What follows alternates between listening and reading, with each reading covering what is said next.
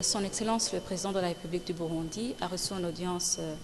différents invités de marque. En premier lieu, il a reçu le directeur du groupe Avnon Academy Group, un groupe d'Israël qui s'occupe qui est beaucoup plus concentré dans l'élaboration des projets à long terme, mais également qui a une expertise dans les renforcements des capacités. L'objet de la visite du directeur de Avnon Academy Group, c'était de manifester au chef de l'État son souhait d'investir dans la République du Burundi, d'investir au Burundi, mais également de contribuer à l'action gouvernementale dans les différents chantiers pour le développement que le gouvernement burundais a déjà entamé. Ils ont manifesté la volonté d'amener des experts de leur groupe pour venir renforcer les capacités et faire le transfert de compétences aux experts burundais afin que certains secteurs comme l'élevage, l'agriculture et ainsi que les techniques modernes soient une réalité au Burundi.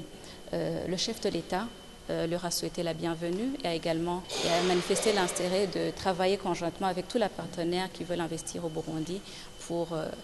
développer le secteur agricole, mais également pour le renforcement des capacités. Son Excellence, le Président de la République du Burundi, a également reçu en audience le représentant de l'Union européenne pour les droits de l'homme, où il était venu pour s'enquérir de l'état des lieux sur le respect des droits de l'homme au Burundi. Après les échanges, le chef de l'État lui a donné l'état des lieux, les efforts qui sont fournis par le gouvernement du Burundi pour asseoir le respect des droits de l'homme, notamment la mise en place des mécanismes et des institutions qui, au quotidien, veillent au respect des droits de l'homme. Je citerai entre autres la commission Vérité et Réconciliation, la Commission nationale indépendante pour les droits de l'homme, la Commission des terres et autres biens, l'institution de l'Ombudsman, ainsi que d'autres mécanismes, y compris également le ministère ayant en charge également les droits de la personne humaine, et bien d'autres. Dans ces échanges, il a également montré l'état des lieux sur le respect également de la promotion du genre, notamment à travers des exemples et le pourcentage occupé par le genre féminin dans des postes de haute responsabilité,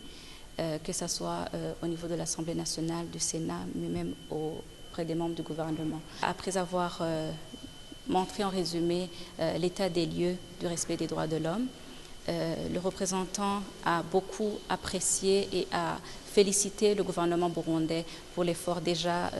fourni, pour le pas déjà franchi dans le respect des droits de l'homme. S'est également engagé à continuer à soutenir le gouvernement du Burundi pour continuer à asseoir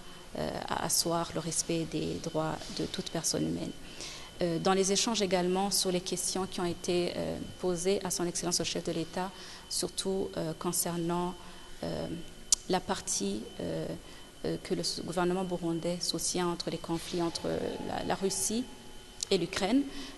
son Excellence le chef de l'État a encore précisé que le gouvernement burundais ne prend pas de partie prenante dans les conflits, mais qu'il met en avant tout la réconciliation pacifique des conflits. Après ces deux audiences, le chef de l'État a également reçu le représentant de l'Union africaine pour la région des Grands Lacs et chef de bureau de liaison de l'Union africaine au Burundi, qui était venu présenter les lettres de créance à son Excellence le Président de la République du Burundi. Lors de l'audience, le chef de l'État lui a souhaité la bienvenue et lui a souhaité aussi plein succès dans ses nobles missions et lui a rassuré de la bonne collaboration qui caractérise les relations entre le gouvernement burundais et tous les partenaires au développement.